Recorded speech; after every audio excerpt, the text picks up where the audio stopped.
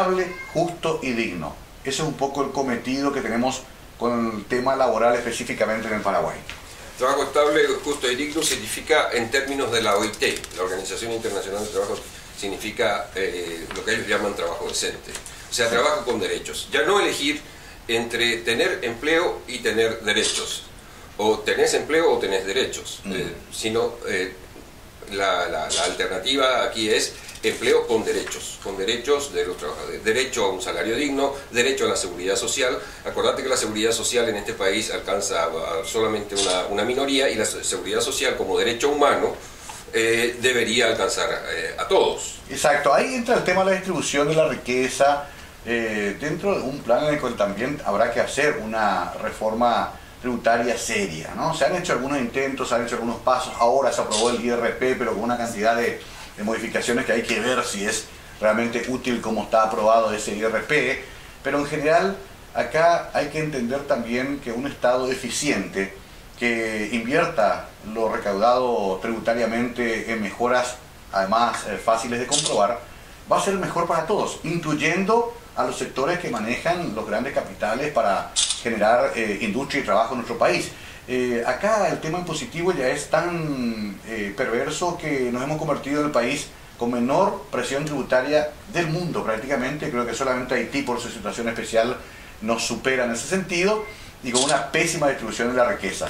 Bueno, habrá que hacer una política que corrija esos efectos estructurales.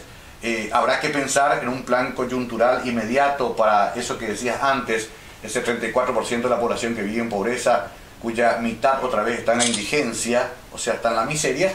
Y finalmente también pensar en unos cambios de matrices, de bases económicas del Paraguay, donde podamos mejorar finalmente la distribución. Por ahí camina nuestro pensamiento, obviamente eso se delinea después con un plan de gobierno mucho más específico, pero pensamos que es posible, porque estamos hablando, Víctor, de algo que anhela la mayoría de la población. Acá lo extraño es que estamos discutiendo en un país donde en realidad todos lo sabemos que hay unas cifras que van entre el 2 y el 7%, prácticamente tiene el dominio de todos los sectores de producción, de capital y de trabajo y de todo lo que significa riqueza. Entonces uno se pone a pensar, ¿cómo es que a elecciones van? Pongamos en el Paraguay 2 millones de personas, si tenemos suerte este año que viene serán 2,5 millones, 3 millones. ¿Cómo es que en ese número de gente seguro estará representado el 85-90% de gente que quiere este cambio y nos gana ese 10% que domina los medios de producción? Uno será porque además tiene una ajustada maquinaria informativa, de propaganda y también de convencimiento de la sociedad de lo que no le conviene como algo, sin embargo, atractivo. Contra eso tenemos que luchar inteligentemente, Víctor. ¿Me estás hablando entonces de la democratización de la comunicación? También, ese es un punto que el otro día comenzamos a debatirlo acá también en Ecocultura. Democratización del acceso a los medios de comunicación, que no tiene que ver con una ley mordaza. Es un poco lo que a veces quieren endilgarnos aquellos que nos ven como chavistas, como bolivarianos, y una serie de términos nuevos que se suman a los antiguos términos que se usaban antes para calificar cualquier pensamiento progresista.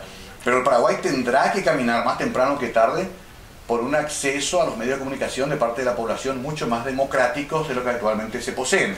Ahora casi el modelo sigue siendo el mismo que el de la dictadura, el de la concesión de frecuencias de radio, televisión, casi por favor personal o por caudillismo regional. Eso no puede ser posible en un gobierno que aspira a ser realmente democrático, y estamos pagando las consecuencias de ello. La única salida a esto fue una respuesta contundente de las emisoras comunitarias, pero casi en el borde de lo legal, casi actuando como medios de comunicación ilegales y siempre perseguidas por el establishment. Bueno, eso habrá que modificar, pero habrá que hacerlo con la participación de todos los sectores, como se hizo en otros países, no por orden y decreto de un presidente. Vos estabas hablando del tema de comunicación, y yo creo que el gobierno de Lugo tuvo un déficit muy grande en cuanto a comunicación. Mirando a los presidentes de América Latina, mirando al gobierno de Lula, él tenía una política comunicacional con algunos eslogans, incluso como el eslogan ese de nunca antes en el Brasil. Por ejemplo, decía, nunca antes en el Brasil los empresarios se beneficiaron tanto y nunca antes se quejaron tanto de este gobierno. Sí. Frases simples pero muy fuertes. Sí. Chávez con una política de confrontación con la prensa llamada, entre comillas, independiente, porque es una prensa de derecha. Sí. Correa con una técnica también de confrontación para estar en la noticia todo el tiempo. Sí. Incluso gobiernos conservadores como el de derecha, como el de Uribe, también con una presencia permanente de Uribe en los medios de prensa, recurriendo o concurriendo incluso a lugares donde había accidentes de tránsito, etc. Cada gobierno tuvo su sello comunicacional. Yo vi mucha ausencia del presidente Lugo en materia de comunicación con la gente, y no se transmitieron las cosas buenas que pudo haber hecho su gobierno, no se transmitieron. Siempre eran tapadas esas cosas por las noticias malas que veíamos en la prensa comercial. Sí. ¿Cuál va a ser tu política comunicacional? ¿Cómo vas a desarrollar tu política comunicacional con la gente? A mí me da la impresión, Víctor, que hay que desmitificar un poco todo el proceso de comunicación de un presidente con la gente. Entonces, desde ese punto de vista, creo que todavía arrastramos inclusive el fenómeno de la dictadura, en que Stroessner, sin hablar, gobernaba inclusive con gestos. Tenemos eso muy incorporado culturalmente en el Paraguay. Y me parece que todos los presidentes que vinieron después trataron de buscar variables y no les salió. La queja con Nicanor era que, al contrario, era muy locuaz y que ya hablaba más de lo aconsejable, y que siempre caía en una serie de contradicciones que eran muy criticables.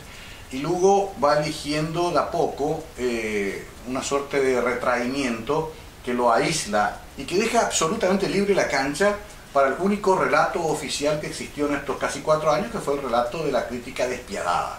Desde motivos personales hasta motivos justificados, sirvieron para bombardear día y noche contra el presidente. Yo creo que hay que encontrar un término medio, ¿no? Una respuesta madura a los cuestionamientos, pero sobre todo unas vías de comunicación más directas con la gente, sin tanto intermediarios.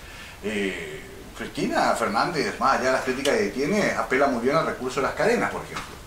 La cadena, que aquí también tiene una mala recordación por su vinculación con la dictadura, exacto, sin embargo, es un recurso válido cuando hay un hecho importante. Esto es lo que hay que entender. No olvidemos que el espectro radioeléctrico, por ejemplo, es propiedad del Estado siempre, nunca es propiedad de un empresario. Entonces hay que disponer de él cuando la noticia amerita. Por darte un ejemplo gravísimo, cuando ocurrió Curuguatú, había que poner en cadena la decisión a tomar por el Poder Ejecutivo a las pocas horas de haber ocurrido la tragedia. No esperar que venga un noticiero para ver que ponga lo que dijo. Eso es un hecho tan grave, tan trascendental, que en ese mismo momento, 1 hora después de los hechos ocurridos, había que parar todas las radios y todos los canales y decir: habla el señor presidente de la República.